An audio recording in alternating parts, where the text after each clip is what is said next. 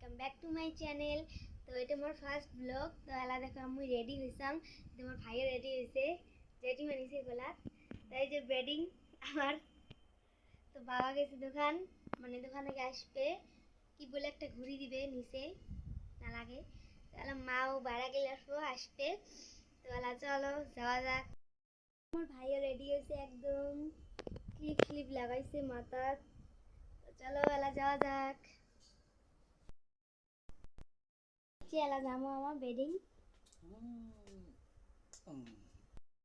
তাহলে আমরা বাইরে আসলাম, তাহলে চলো খুব আন্দার মানে বাইরে